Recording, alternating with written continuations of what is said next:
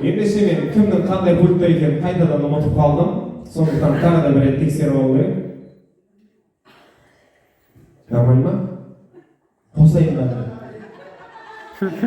Нормально. Кішкене эмоция көрсетіп отырсаңыз да. Ауырса ауырады деп кішкене. Бұлай күшеніп отырсаңдар ұра беріп тоқпен. Өтірік істеп жатқан сияқты.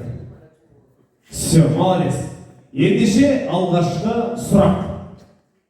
Дәл жаңағы ұлдарда барлығында болғанда, араларында қыздармен көп жүрген кім? Молодец! Мойындап жатыр. Кеттік. Келесі сұрақ. Араларында сабақты өткізбейтін кім? Молодец!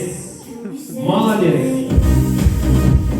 Кеттік. Келесі сұрақ. Араларында тамақты көп ішетін кім? Шапалақтап қойыңыздар, рахмет.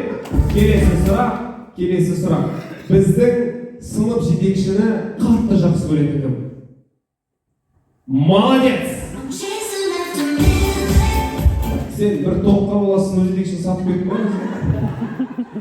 Кетті. Келесі сұрақ. Араларында мамасын кім қатты жақсы көреді? Молодец, пожалуйста, сіздерге топ. За маму, мне кажется, можно, да, потерпеть. Араларында күшті төбелесетін кім? Ойлап қалады ма? Сомнение ұстап қалады ма? Молодец, керемет. Және соңғы сұрақ. Кім әрдайым кешігіп жүреді? Кім кешігіп келеді? Сабаққа болсын, балалармен бір жерге жиналайын деп жатқанда кім кешігіп жүреді? 1, 2, 3. Молодец, ендеше топ. Рахмет. Сіздерге көп рахмет. Келесі екі қатысушыны ортаға шығарайық.